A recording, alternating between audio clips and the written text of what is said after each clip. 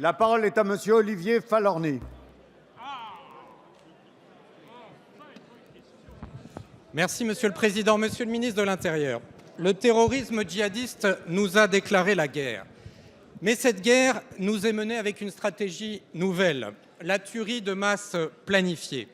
Elle nous est menée avec des modes opératoires nouveaux qui associent attentats suicides et attentats multisites. Des conclusions nouvelles s'imposaient donc. Première conclusion, en temps de guerre, la guerre du temps doit être gagnée. La nécessité d'intervenir au plus vite doit donc primer afin de sauver un maximum de vies. Deuxième conclusion, en temps de guerre nouvelle, on ne peut plus faire la guerre d'antan. Cela suppose donc une nouvelle doctrine d'action et d'intervention, mais aussi des moyens humains et matériels supplémentaires. Troisième conclusion, en temps de guerre, la guerre des polices doit être d'un autre temps. Cela exige donc que la complémentarité l'emporte sur la rivalité et qu'on applique ainsi la règle des 6 C, commandement unique, cohérence dans la répartition des unités, coopération entre elles, coordination des compétences territoriales et des capacités rares des différents groupes. Alors, Monsieur le Ministre, à conclusion nouvelle, réponse nouvelle, et donc question simple. Quelles décisions comptez-vous prendre? Et comme il me reste quelques secondes, je veux redire toute mon admiration aux policiers et aux gendarmes pour leur courage et leur dévouement.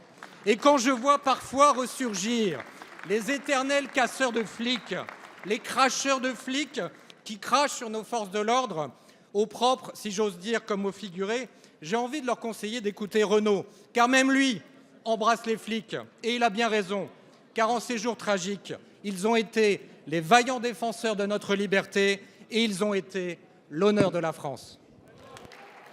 Merci, monsieur Falorni. La parole est à monsieur Bernard Cazeneuve, ministre de l'Intérieur.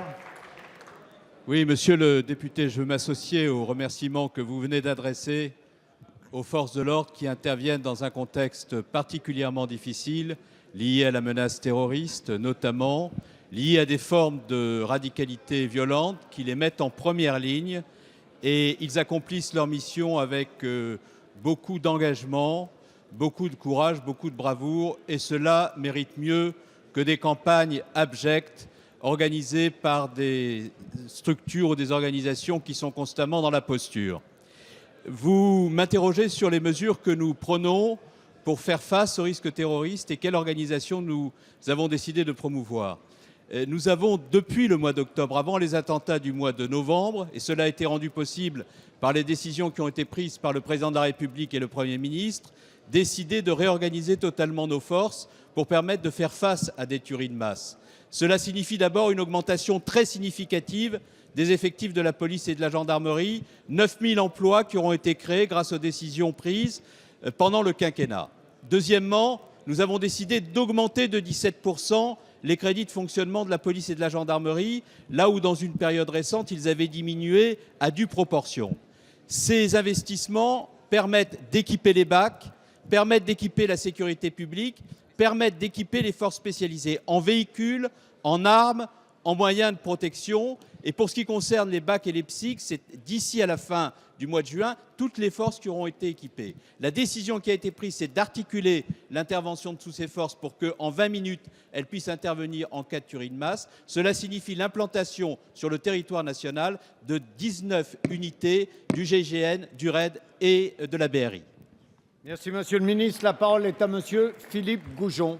Oui, monsieur le président, ma question s'adresse au ministre de l'Intérieur. Je voudrais d'abord m'associer bien sûr à l'indignation de notre collègue Falorni concernant cette campagne ignoble de diffamation contre nos policiers.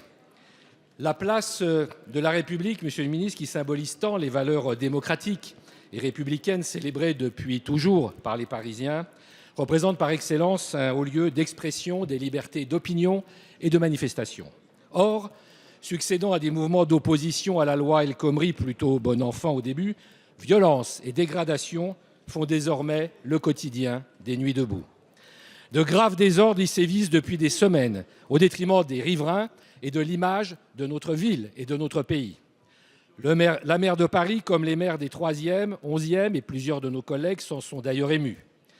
En dehors de l'inquiétude même à voir se rassembler des centaines et des centaines de participants en plein état d'urgence dans un quartier déjà ciblé par les attentats du 13 novembre, comment accepter les graves débordements de casseurs qui, face à des organisateurs complètement dépassés, s'en prennent presque chaque nuit aux forces de l'ordre, incendiant même ce week-end un de leurs véhicules? Monsieur le ministre, allez-vous tolérer longtemps de telles exactions? Jusqu'à quand mobiliserez-vous ainsi tant de policiers indisponibles pour d'autres missions et que vous laissez prendre pour cible dans une quasi-impunité? Le gouvernement a pourtant su réprimer avec force d'autres manifestations pourtant bien moins violentes. Combien de dégradations non dédommagées, j'insiste, les riverains et les commerçants devront-ils encore supporter dans l'indifférence des pouvoirs publics? Monsieur le ministre de l'Intérieur, quand procéderez-vous enfin à l'évacuation tant attendue et poursuivrez-vous les casseurs qui abîment l'image de Paris et de la République? Merci. La parole est à Monsieur Bernard Cazeneuve, ministre de l'Intérieur. Monsieur le député Goujon, comment pouvez-vous commencer votre question en rendant hommage aux forces de l'ordre et enchaîner immédiatement en oubliant de préciser que chaque nuit, ces forces de l'ordre font respecter l'ordre dans la capitale, interviennent sur instruction du préfet de police de Paris, procèdent à des interpellations pour que précisément ceux qui cassent ne puissent pas casser en toute impunité? Comment pouvez-vous passer sous silence que depuis le début de ces manifestations, il y a eu près de 80 interpellations, des comparutions immédiates, que le droit est passé parce que le procureur de la République, en très étroite liaison avec le préfet de police de Paris, déclenche l'action publique? Pourquoi laisser à penser qu'il y a de l'impunité alors que les forces de l'ordre, sous l'autorité de ceux qui prennent les décisions, font tout pour que les casseurs soient interpellés? On ne peut pas rendre hommage aux forces de l'ordre et dans le même temps nier à ce point l'efficacité de leur action.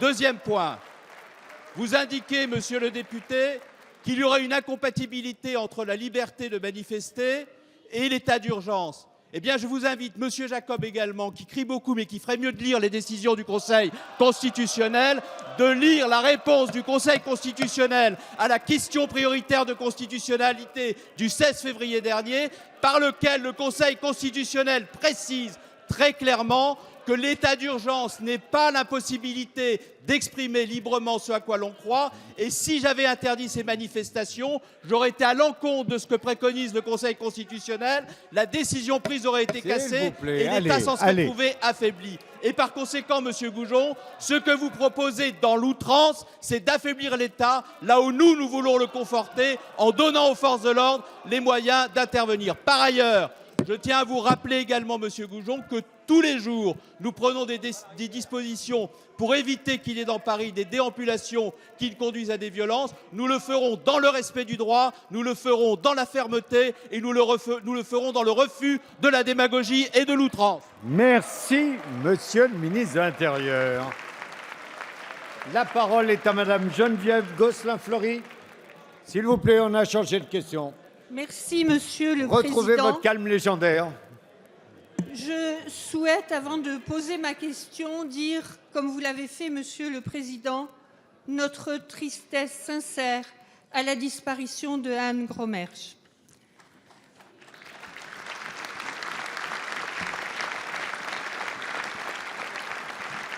Ma question s'adresse au ministre de la Défense.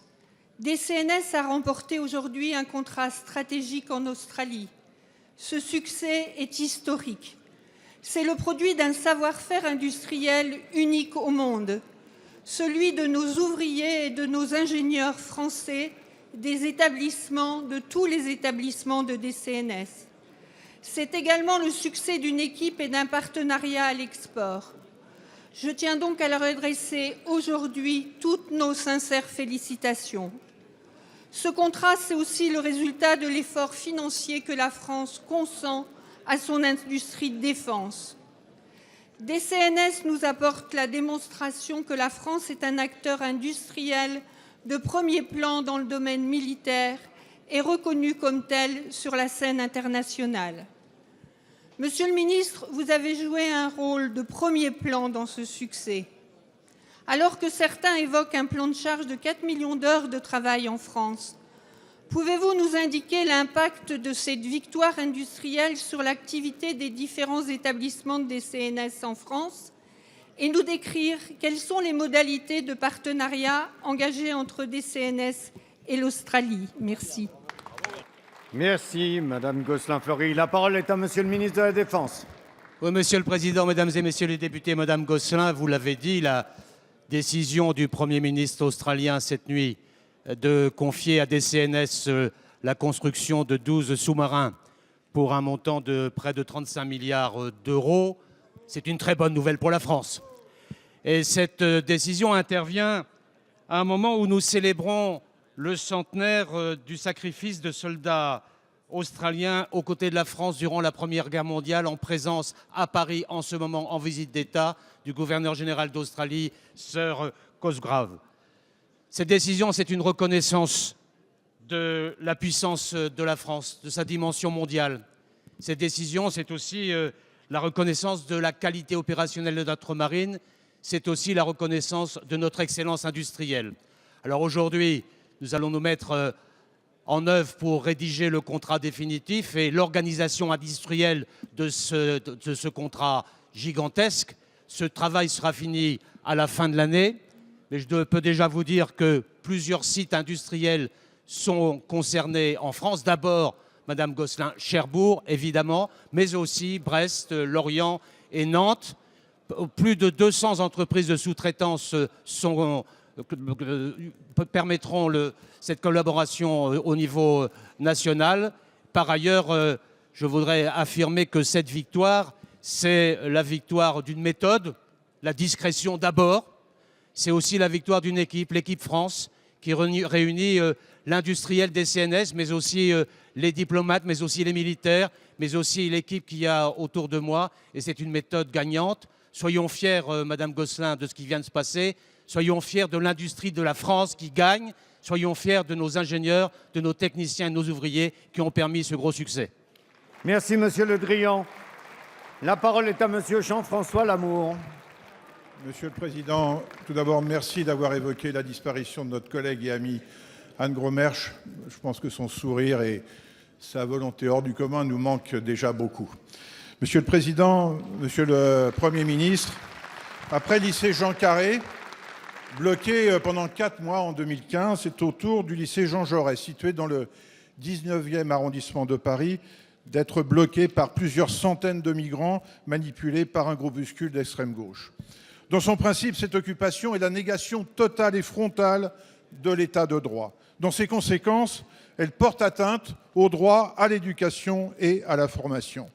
En effet, loin d'être un bâtiment désaffecté, comme le prétendent les militants à l'origine de l'opération, ce lycée doit accueillir à la rentrée prochaine les établissements d'un établissement professionnel du 15e arrondissement. Du même coup, cette situation inacceptable met en cause le projet que nous portons avec mon collègue Philippe Goujon, d'ouvrir un nouveau collège sur le site ainsi libéré, dans un contexte où le 15e arrondissement le plus peuplé de Paris souffre actuellement d'un déficit de places en second degré. Devant l'inaction de l'État, la présidente de la région Île-de-France, Valérie Pécresse, a déposé une demande de référé afin d'obtenir l'évacuation des lieux. Alors ma question est simple, elle appelle une réponse tout aussi simple de votre part. Ferez-vous enfin preuve d'autorité en ordonnant à la force publique de rendre ce bâtiment à la collectivité? Ou ferez-vous à nouveau preuve de complaisance en laissant, c'est le cas place de la République, une poignée d'agitateurs prendre en otage la société française tout entière?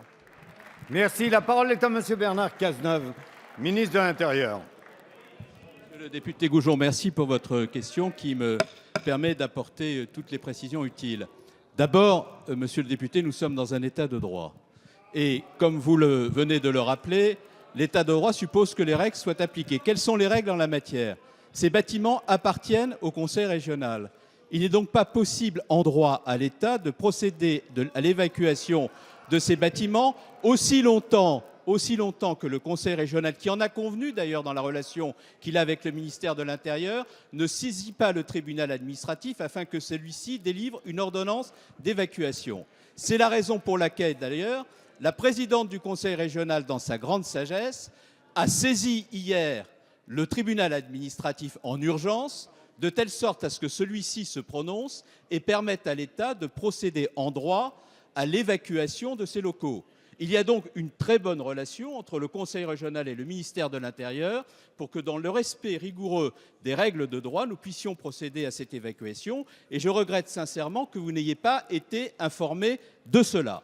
Bien entendu, quand le tribunal administratif se sera prononcé, et comme la présidente a demandé à ce qu'il le fasse dans l'urgence, nous procéderons dans les heures qui suivront, comme nous l'avons fait jusqu'à présent, à l'évacuation de ces locaux. Et pour votre parfaite information, monsieur le député, il faut que vous sachiez, depuis le 2 juin, nous avons procédé à 18 évacuations selon les modalités de droit que je viens d'indiquer, qui ont permis l'évacuation de 6 700 migrants, qui ont tous été hébergés dans 55 centres dédiés, et que nous continuerons à le faire avec fermeté, humanité, dans le respect du droit, parce que ces sujets aussi ne souffrent aucune approximation et aucune outrance. Merci, monsieur le ministre. La parole est à monsieur Patrick Weiden. Monsieur le Président, mes chers collègues, ma présence aujourd'hui parmi vous dans l'hémicycle est une fierté, mais c'est aussi une immense douleur qui me conduit à succéder à mon amie Anne Gromersch. Anne était une grande dame, engagée avec passion malgré les épreuves. Elle était appréciée de tous pour son courage, son dynamisme et sa joie de vivre. Nul doute que son absence ne sera jamais comblée. Aussi, vous me permettez d'avoir une pensée émue envers sa famille et ses enfants, ainsi qu'envers tous ceux qui ont croisé sa vie et partagé ses combats. Héritière de Robert Schuman, Anne défendait avec force son territoire, ouvert sur l'Europe et tourné vers nos voisins allemands et luxembourgeois. J'aurai à cœur, bien évidemment, de poursuivre son œuvre, et en particulier les relations transfrontalières qu'elle avait su développer. Au-delà, j'aurai surtout à cœur de représenter dignement celles et ceux qui ont été à l'origine de son engagement au service de l'intérêt général. Monsieur le Premier ministre, plus que jamais, les drames sociaux et humains que nous traversons nous obligent à l'humilité. La Moselle, comme les autres territoires de la région Grand Est, reste marquée par les stigmates des restructurations industrielles et minières. Le chômage n'est pas une fatalité, c'est une tragédie humaine qui bouleverse la vie de milliers de femmes et d'hommes de tout âge et de toute origine. La semaine prochaine, lorsque nous examinerons le projet de loi travail, mes pensées n'iront pas seulement vers Anne, qui aurait eu à cœur de s'investir pour défendre ce bien commun qu'est le travail, mais iront aussi vers ces familles brisées par le doute et le désespoir. Nous devons leur donner confiance et mener une dynamique nouvelle en faveur de l'emploi. Monsieur le Premier ministre, comment comptez-vous apporter des réponses pragmatiques et ambitieuses aux entreprises du territoire et à ces collectivités qui vivent au rythme des coopérations territoriales ? La parole est à madame Myriam El Khomri, ministre du Travail, de l'Emploi, de la formation professionnelle et du dialogue social. Merci, Monsieur le Président. Monsieur le député Patrick Weiden, sachez que moi aussi j'ai eu l'occasion de rencontrer Anne Gromersch, notamment quand j'étais secrétaire d'État à la politique de la ville. Et je sais à quel point elle a milité pour que son territoire et que sa ville, notamment Thionville, bénéficient des crédits de l'ANRU, notamment à la fois pour favoriser l'emploi des habitants des quartiers populaires, mais pas